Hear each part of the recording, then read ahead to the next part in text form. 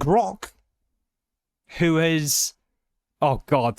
We just opened up a whole new can of worms, isn't it? What is Grok?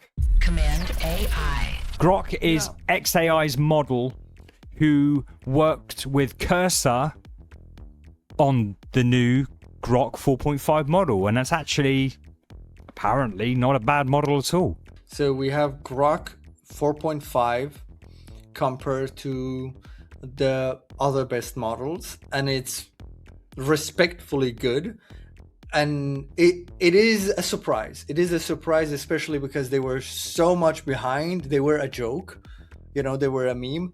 But now it seems like they are catching up. Everybody is catching up. And this begs the question, how are they going to win? But what's interesting is that they have a lot of infrastructure and they own Cursor. And this might have to do something with the data that they have from Cursor. Which will make them even more and more powerful with the time. But either way, we have a new player in town. Not really new, but they are back in town. They're not really going for intelligence here. They're kind of going for speed and cost, which kind of makes sense because you've got Composer, which is Cursor's model. But it is their smartest model, obviously, and trained alongside Cursor. So this is like what we see with the benchmarks. With the DeepSWE one, which is the closed source, arguably more reliable one. You've got Fable Max at 70, GPT 5.5. Be interesting to know where 5.6 sits there. But just below, in between Opus 4.8 and GLM 5.2, again, GLM, mingling amongst the big boys there. Sits right there, and again it's a pricing thing with regards to, this was apparently one prompt, this little 3D thing, which is quite cool. It's pretty cool. Like 4.2 times fewer tokens than Opus Max, 80 tokens per second, which I didn't think that was that great, but apparently so. I was getting 40 tokens per second on local AI, and I thought that was, it was good, but But this is smart and doing 80. Yeah.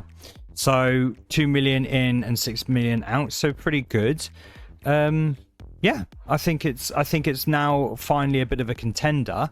You can actually use it for free using their tool Grok Build. Which you can, install with this here. I've actually got it installed, and it's quite a nice little interface, to be honest. What's funny is that they've done is that you can actually type in agent to start it, which I thought that was quite cheeky. And nobody else uses agent. Exactly. That's what I'm thinking. You can type Grok as well, but you can type agent. So now I have free access to this. So what are we going to do? Build a direct clone of Streamyard and make a marketing website for it. It's kind of funny because if you want to do design work, you should use Fable. But I'm just saying, if you have some agentic work to do, and you want to use a model that does anything you ask it to and doesn't ask too many questions and just does it, and there is no, too much sense of moral, you probably want to go with this one. I guess so. Yeah. I did try and generate a sexy dragon though, because you can generate images and video from within Grok Build. It refused. So sorry guys, I can't show you a sexy dragon. There we go. It's going to build Stagecast. So we're using Streamyard right now. And it's going pretty quick, I have to say. Well, they have all the infrastructure. This is quite good. And this is picking up on my agents and my AGENT.md files and skills and things like that. So it's able to, because that's the thing. Claude is the anomaly here that has its own Claude folder with its own Claude MD and its own skills. It's so annoying because if everything just used AGENTS.md and used the agents folder with all the skills in there, then you could just float in between all of these tools. But Anthropic really are the Apple of AI. Yeah. This is pretty quick. By the way, are you using the free tier? Yeah, this is free. This is free. But it's $30 free for 7. But you signed up for the $30, but with 7 days, or no. However, I did have to sign in, and I'm sure it's knocked me into that free trial tier because I have access to it and it's working. Because yeah. So there is a 7-day free trial. For me, exactly, it doesn't allow me to do anything unless I subscribe to the 7. Now I need to tell an agent to remind me in 7 days to, cancel. To cancel it. As you got a third subscription. Do you want to see our Streamyard clone built by Grok 4.5 in 10 minutes and 9 seconds? You wanted a landing page. Here is your landing page built by Grok 4.5. It does look like a Claude design. This just shows how prevalent this is on the internet, isn't it? This is by the way, this is when I say like building 500 websites in an hour. This is the look that I'm going with. I'm not going with something crazy. This I know we hate it because we've been seeing it over and over and over again, but this is kind of like the winning layout that and this is the layout that 95% of the websites should have, and they don't have it. Like, just look at the old ugly websites. They can totally use this layout, and it's readable, it's usable, it's not clean, award-winning, it's good not contrast, beautiful, but it's not distinctive. I mean, it's not ugly. It's when I say it's not beautiful, it's just not amazing. Anyway, so classic. We do have separate pages. Look, we do have separate pages. I didn't know that. Nice. So we've got separate pages, whatever. More importantly, we open up the dashboard here. We have a dashboard where we've got some destinations. We've got a brand kit. We've got recordings. We've got that works. And this is what we haven't tested. Check the private messages. Don't reveal this URL. Just check the private messages. Click on that. See if you pop up on the screen right now. Guys, it's not working. Well, because it is like on your local machine. How would that work? So what's happening? It says this page isn't working. It's currently unable to handle this request. 502.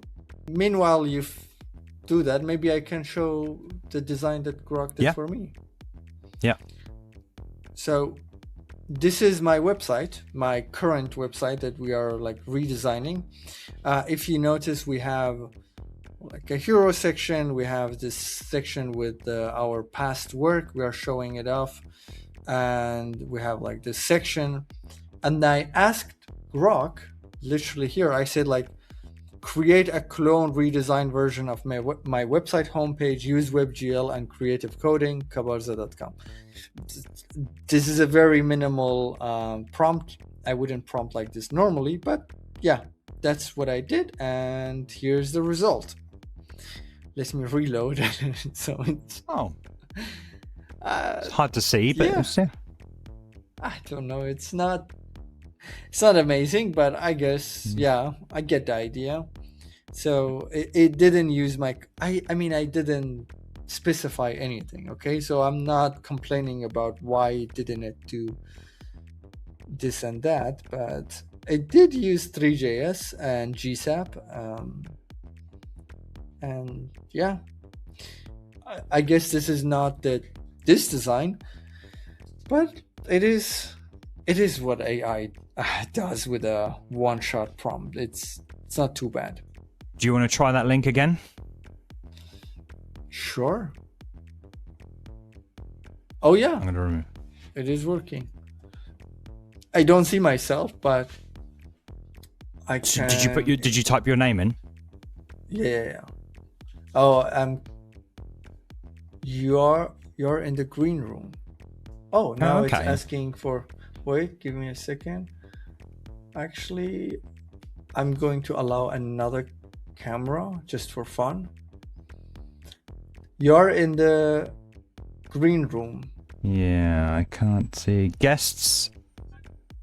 Let me... Oh, sick. Yeah. Okay, well, maybe we can't. I can't see... Oops. You show the link. What link? That's fine. The invite link? No. People can't get it to it from there. Oh. Like, Anyway, they don't I have the see my Tailscale camera. link. Okay, well, yeah. I mean, for 10 minutes, you know, there's a lot more that we would have to do to... Oh, and I did a test whilst you were talking. I did a test and it records to your local machine and all the rest of it. I can download the local recordings. It's pretty good.